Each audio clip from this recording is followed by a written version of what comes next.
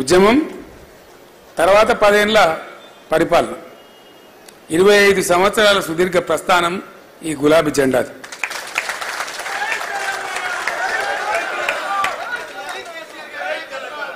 అయితే వాడోడు వీడోడు పాపం అవగాహన ఉన్నోడు లేనోడు బీఆర్ఎస్ కథమే చేస్తాం భయ్ మోకాలంత ఎత్తులేనోడు కూడా మాట్లాడుతుంది.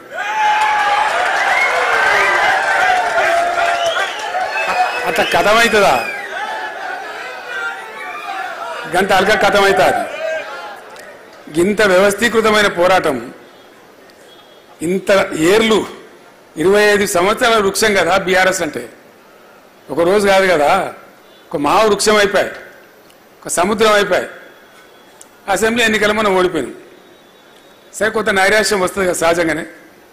ఎక్కడ వాళ్ళు అక్కడ ఉన్నాం 4 రోజులు. మళ్ళీ నేను బస్ ఎక్కితే మళ్ళీ అదే గర్జన అదే కథ. ఎక్కడక్కడ లేచి దద్దరిల్లే పరిస్థితి.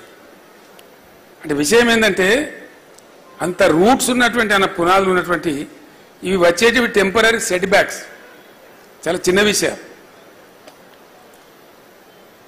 ఇవి సహజంగా వస్తుంటాయి, చాలా జరుగుతాయి ఇట్లా హిస్టరీలో మనం చూస్తే. మనకన్నా ముందు కూడా 10 ఏళ్ళు కాంగ్రెస్ అపోజిషన్లో ఉండే కదా, మరి కథం అయిపోయిందా? కాలే కదా, మళ్ళా ప్రభుత్వానికి వచ్చింది కదా. అట్లనే గ్యారంటీగా మళ్ళీ రేపు వచ్చేది బీఆర్ఎస్ 100%. మొన్న ఒకడు వచ్చింది నా దగ్గరికి 100%, దాని డౌట్ కూడా అవసరం లేదు. మొన్న ఒకడు నా దగ్గరికి వచ్చింది ఏదో సందర్భంలో మాట్లాడుకుంటూ అంటుండు, సార్ ఇప్పుడు ఎలక్షన్ గిట్ట జరిగితే మనకు 105 సీట్లు వస్తాయి సార్ అంట. ఇప్పుడు జరిగితే ఎందువల్ల వస్తున్నది ఆ మాట? దానికి కారణం ఏంది? నిష్కారణంగా ఏది రాదు. తప్పకుండా ప్రతి దాని వెనుక, ప్రతి ప్రొవొకేషన్ వెనుక, ప్రతి థాట్ వెనుక ఒక సందర్భం ఉంటుంది, విషయం ఉంటుంది.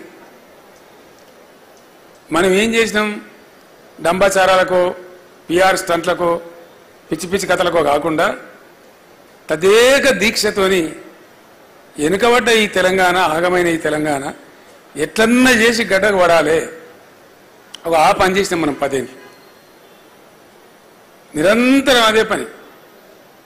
నీళ్ళ ప్రాజెక్టులు కావచ్చు, మంచినీళ్ళు కావచ్చు, కరెంటు కావచ్చు, పేదల సంక్షేమం కావచ్చు, అన్ని సామాజిక వర్గాల యొక్క మంచి పనులు కావచ్చు, చాలా అద్భుతంగా చేసినాం మనం.